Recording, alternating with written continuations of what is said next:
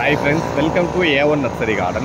நம்ம இன்னைக்கு என்ன டாபிக் பார்க்க போறோம்? நிறைய பேர் பாத்தீங்கன்னா நம்ம சப்ஸ்கிரைபரோ சரி வியூவர்ஸும் சரி என்ன கேக்குறாங்கன்னா நர்சரில இருந்து வாங்கிட்டு வந்து வச்சிருக்க ரோஜா செடி பாத்தீங்கன்னா உடனே வந்து டெத் ஆயிருதுன்ற மாதிரி சொல்லியிருக்காங்க.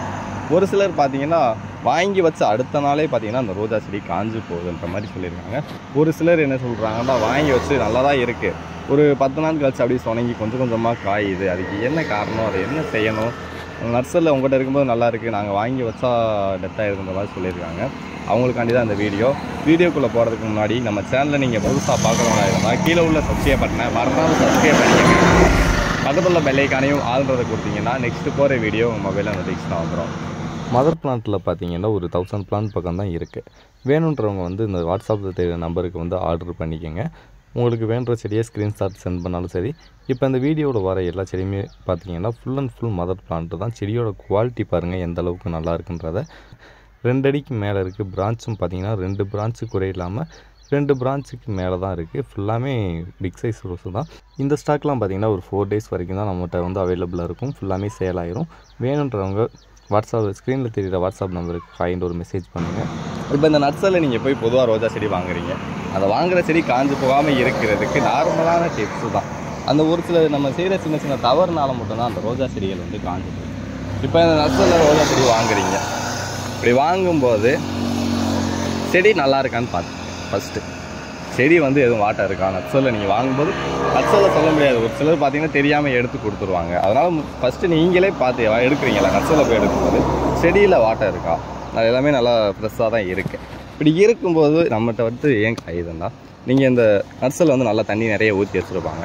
நீங்கள் போனோடனே என்ன செய்வீங்கன்னா, வீட்டுக்கு போன உடனே அந்த ரோஜா செடியை தொட்டியிலையோ தரையிலையோ நட்டு வைக்கணும் அப்படின்னு நினைப்பீங்க. அப்படி நட்டு வைக்கணும்னு நினைக்கும்போது டக்குன்னு அந்த கவரை கிழிச்சிட்டு ஊண்டி வைப்பீங்க. அது என்ன செய்யணும் தான், அந்த ஈரப்பதம் அதிகமாக இருக்கனால டக்குன்னு வந்து அந்த மண் உடஞ்சி செடி வந்து காய்கிறதுக்கு அது வந்து ஒரு மெயின் காரணம். அப்போ நம்ம என்ன செய்யணும், நர்சரிலேருந்து நீங்கள் வாங்கிட்டு போய் வைக்கிற அந்த செடியை இந்த ஈரப்பதம் பார்த்தீங்கன்னா ஃபுல்லாக ட்ரை ஆகணும். மண் வந்து கிரிப்பாக இருக்கிற மாதிரி ட்ரை ஆகிற அளவுக்கு ஒரு 3 மணி நேரமோ 4 மணி நேரமோ தண்ணி ஊற்றாமல் நம்ம வீட்டில் அப்படியே வைக்கணும். வீட்டுக்குள்ளே வச்சிடக்கூடாது. கொஞ்சம் சன்லைட் போகிற மாதிரி வெளியிலே வச்சு விட்டிங்கன்னா மண் நல்லா ட்ரை ஆகிரும். அதுக்கப்புறம் இந்த கவரை நீங்கள் ஓப்பன் பண்ணி எடுத்துகிட்டு நீங்கள் தொட்டியிலையோ தரையிலையோ தோட்டத்துலையோ எங்கே நட்டு வச்சாலும் எந்த ஒரு ஃபால்ட்டுமே ஆகாது. முடிஞ்ச வரைக்கும் இந்த ஒட்டு வருது பார்த்தீங்களா, இந்த ஒட்டுக்கு மேலே மண் போட்டு வச்சுருங்க. மெயினாக மண்ணை உடச்சிடாதீங்க. அடுத்து வச்சதுக்கப்புறம் பார்த்தீங்கன்னா இந்த பூவை மட்டும் கட் பண்ணி விட்டிங்கனாலே உங்களுக்கு பூ வந்து எப்பயுமே நல்லா பூக்கள் வந்து பூக்க ஆரம்பிக்கும்.